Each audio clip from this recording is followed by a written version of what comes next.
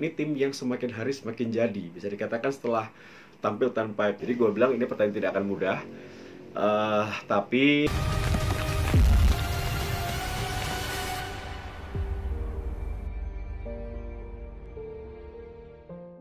halo guys, kembali di Tes Plus TV. Kali ini gue akan membahas mengenai prediksi 8 besar dari Euro 2020, yang tentunya sudah kita ketahui 8 negara yang lolos, yaitu Swiss, Spanyol, Belgia, Italia, CSKA, Denmark, Ukraina, dan juga Inggris. Nah, sebelumnya jangan lupa untuk subscribe, nyalakan notifikasi lonceng. Jadi kalau ada video terbaru dari Tes Plus TV, kalian mendapatkan notifikasi.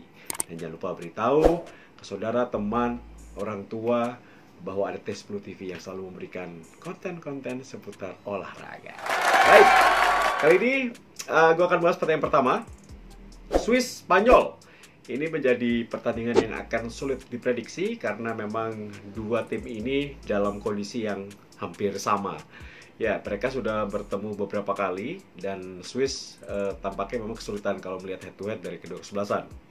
Nah, kita melihat dulu bagaimana Swiss akan tampil tanpa Granit Xhaka setelah mereka mampu menyingkirkan Prancis. Tentunya ini akan menjadi sulit sekali karena mereka tanpa sang kapten, tanpa seorang pemain yang memberikan umpan passing 96% akurasinya.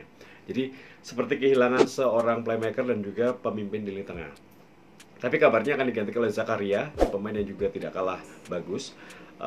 Tentunya ini akan sedikit mengurangi kekuatan dari Swiss. Tapi Swiss memiliki pelatih yang berpengalaman sejak tahun 2014, Petkovic, tentunya sangat mengenal betul bagaimana kekuatan dan juga situasi bagi Swiss yang merupakan tim yang baru pertama kali. Dari 5 keikutsertaannya di Euro, kali ini mereka prestasi tertinggi. Mereka mampu mencapai 8 besar. Sebelumnya biasanya di 16 besar mereka tersingkir.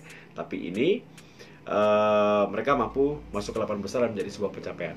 Lawannya Spanyol ini akan mengandalkan tentunya Sarabia, Morata, dan juga Ferran Torres yang sudah menciptakan 6 gol total, jadi masing-masing 2. Di tengah tentunya ada Pedri, Koke, dan juga Busquets ya, dan akan berseteru atau langsung head to head dengan Fleuler, Zakaria, dan juga Shaqiri. Jadi ini akan menjadi pertandingan sangat menarik sekali.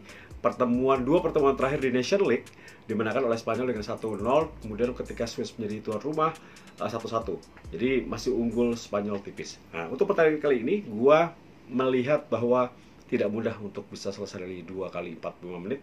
Pertandingan akan berlangsung hingga perpanjangan waktu, tapi Spanyol akan unggul atas Swiss tipis di pertandingan babak 8 besar.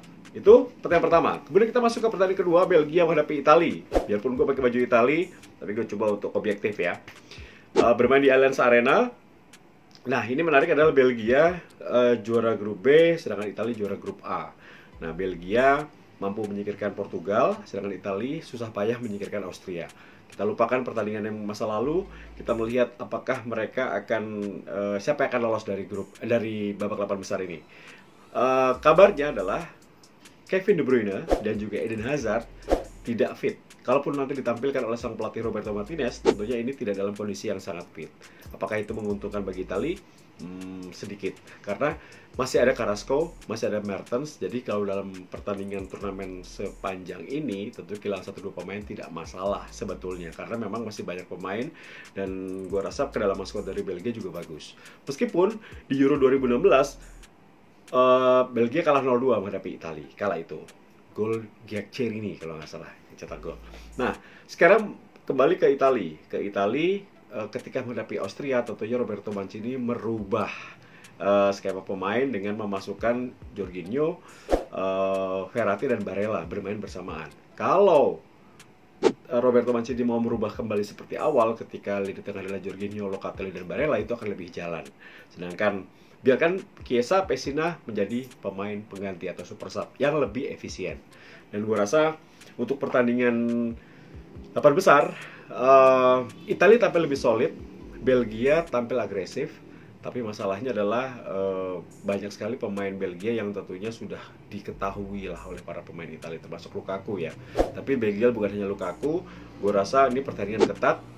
Belgia harus mengakui keunggulan atas Italia. Jadi Italia akan lolos ke babak semifinal. Versi gue, nggak setuju, nggak apa-apa. Kemudian ke pertandingan ketiga, CSKA menghadapi Denmark. Republik CSKA ini juga cukup mengejutkan, bisa lolos menyingkirkan Belanda. Tentunya ini menjadi satu kesempatan besar bagi Sik, kemudian Soucek dan juga Koval untuk bisa berbicara banyak di Euro 2020. Lawannya Denmark, ini tim yang semakin hari semakin jadi. Bisa dikatakan setelah tampil tanpa Christian Eriksen, mereka tampil sangat solid.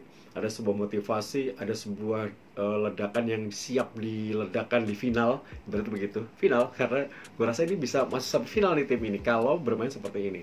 Karena di situ mereka memiliki Højbjerg, bermain cukup bagus. Di lini tengah ada Damsgaard, pemain muda yang bisa memberikan ruang kepada striker mereka, termasuk Mehle. Ini pemain wingback yang cukup bagus ya, kerap bertahan menyerang dengan sangat bagus. Tinggal siapa yang mau dipasang, Dolberg atau Poulsen, sama-sama bagus.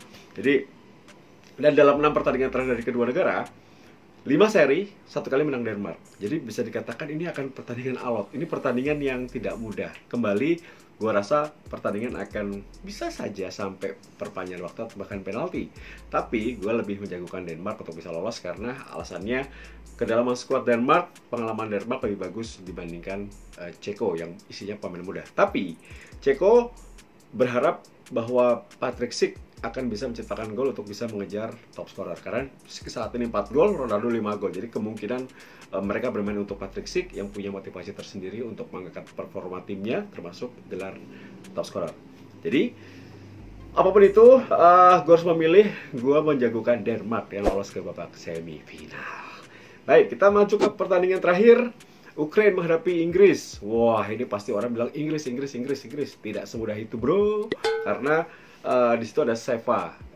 Andriy Shevchenko menjadi satu aktor penting dalam lolosnya Ukraina ke babak 8 besar. Kita ingat di tahun 2009, tepatnya di kualifikasi Piala Dunia, satu-satunya kemenangan Ukraina atas Inggris dalam sejarah itulah Seva yang bermain. Jadi Seva menjadi satu orang pemain yang menjadi saksi hidup bahwa Ukraina pernah mengalahkan Inggris sekali-kalinya dalam sejarah pertemuan kedua negara di tahun 2009 dalam kualifikasi Piala Dunia. Kala itu Ukraina menang 1-0. Dan dalam 7 pertandingan head to head, 1 kali menang Ukraina, 2 kali seri, 4 kali Inggris. Jadi memang Inggris secara head to head lebih unggul. Apalagi saat ini bermain di Olimpico. Tentunya Inggris berharap bahwa mereka menang dan akan menyelesaikan sisa pertandingan di kandang sendiri. Kalau mereka lolos dari 8 besar, mereka akan bermain di Wembley. Kalaupun masuk final di Wembley lagi. Enak kan guys? Oke, tapi tidak semudah itu. Kita melihat di situ ada Zinchenko, bek kiri yang sangat rajin, bahkan kemarin terakhir menciptakan gol. Ini bermain di Manchester City, jadi tahu betul bagaimana cara menghadapi para pemain Inggris. Kemudian ada 2 pemain senior, Stepanenko dan juga Yarmolenko. Ini menjadi kunci serangan dimiliki oleh Ukraina. Dan juga ada Saparenko, ini juga pemain yang sangat penting. Jadi 4 nama itu yang akan menjadi kunci bagi Ukraina untuk bisa berbuat banyak. Seva membuktikan bahwa dia pelatih yang bagus, membawa Ukraina ke putaran final Piala Eropa, dan juga di putaran final ini tampil cukup bagus sekali ya. Makin solid dan makin bagus sebagai seorang tim kuda hitam gitu.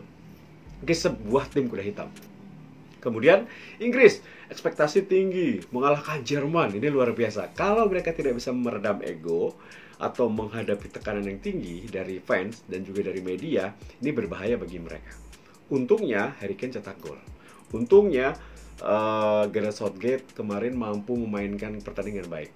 Ketika mengalahkan Jerman, dirinya memakai 3-4-3 atau 7 pemain bertahan. 3, 4, 2 pemain gelandang, 2 wingback. Jadi ini cukup bagus ya. Hanya menyisakan Sterling, Saka, dan Harry Kane di depan untuk melakukan serangan. Dan ini cukup berhasil. Apakah itu akan dipakai juga menghadapi Ukraina? Tentunya akan berbeda karena Jerman tim yang berbeda ya.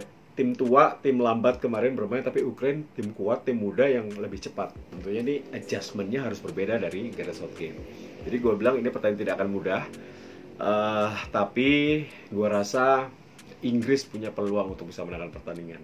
Jadi Inggris akan lolos ke semifinal. Jadi 4 negara yang lolos versi Tio Nugroho di T10 TV adalah Spanyol, Italia, Denmark, Inggris. Jadi semifinal adalah Italia bertemu dengan Spanyol, Denmark bertemu dengan Inggris.